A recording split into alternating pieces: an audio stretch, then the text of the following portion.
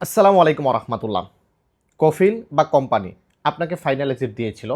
আপনি ফাইনাল এক্সিটের যে নির্দিষ্ট মেয়াদ পেয়েছিলেন, সেই সময় অনুসারে আপনি দেশে আসেননি। আপনার ফাইনাল এক্সিটটাকে এক্সপায়ার করে ফেলেছেন।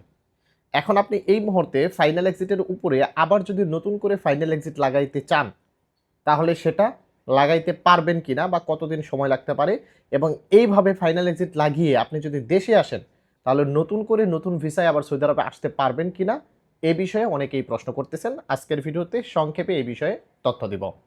সম্পূর্ণ তথ্য থাকবে, তাই সম্পূর্ণ ভিডিওটা দেখে আপনারা দয়া করে ভিডিওটিকে শেয়ার করে দিবেন, সৌদি আরব প্রবাসী ভাইয়ের উপকারে আসবে। তো আমি আছি আপনাদের সঙ্গে মোহাম্মদ তৌফিক আলী ট্রাভেলসের পক্ষ থেকে সকলকে জানাচ্ছি আন্তরিক শুভেচ্ছা ও অভিনন্দন। আপনাকে কফিল বা কোম্পানি ফাইনাল এক্সিট দেওয়ার পর যদি আপনি নির্দিষ্ট সময়ের ভিতরে দেশে না যান, তাহলে আপনাকে আবার নতুন করে আবার ফাইনাল এক্সিট লাগাইতে হবে।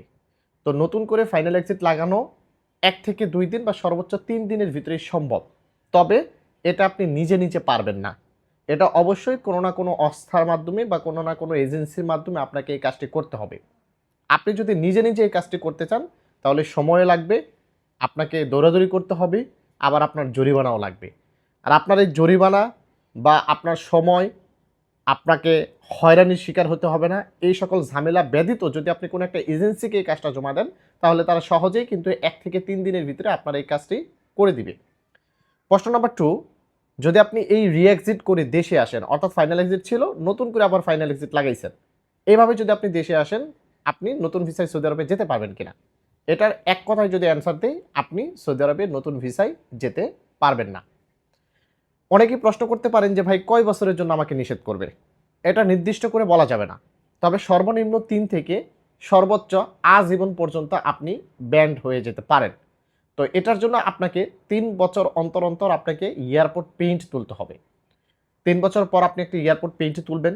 এয়ারপোর্ট পেইন্ট তোলার পর সেখানে যদি 900, 700, 901 অর্থাৎ কোনো একটা সিরিয়ালের মামলা যদি থাকে ওই এয়ারপোর্ট পেইন্টের ভিতরে, তাহলে আপনি সৌদি আরবে ঢুকতে পারবেন না। আর যদি কোনো সিরিয়ালের মামলা না থাকে, তাহলে আপনি ঢুকতে পারবেন। আবার হতে পারে আপনি 10 বছর পরেও তুলছেন, এরপরও কিন্তু আপনার ওই মামলাটা থেকেই যেতে পারে। কারণ আপনি সৌদি আরবে থাকাকালীন সময়ে আপনাকে লিগ্যাল ওয়েতে কফিল বা কোম্পানি ফাইনাল এক্সিট দিছে। আপনি সময় মতো দেশে যাননি মানে আপনি অপরাধী, আপনি মুখালেফ। আপনার অপরাধ হচ্ছে আপনাকে সময় দিছে, সময় মতো আপনি কেন আসলেন না? যদি সময় মতো আসলেন, যে কোনো মুহূর্তে আপনি আবার নতুন বিষয়ে সৌদি আরবে ঢুকতে পারতেন। আপনি যেহেতু তাদের আইনকে অমান্য করেছেন, যার কারণে আপনাকে আজীবনের জন্য ব্র্যান্ড করে দেওয়ার সম্ভাবনাও কিন্তু আছে। আশা করি বন্ধুরা বুঝতে পেরেছেন। এটাই হচ্ছে মেন তথ্য।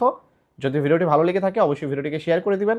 আর যাদের এয়ারপোর্ট পেইন্টের প্রয়োজন, আমাদেরকে কল করতে পারেন। ইনশাআল্লাহ অল্প খরচে 24 ঘন্টার ভিতরে আপনাদেরকে এয়ারপোর্ট পেইন্ট আপনাদের হাতে পৌঁছে দেওয়ার ব্যবস্থা করে দিব। ভালো থাকবেন, সুস্থ থাকবেন, তৌফিক আলী ট্রাভেলসের সঙ্গে থাকবেন। আসসালামু আলাইকুম।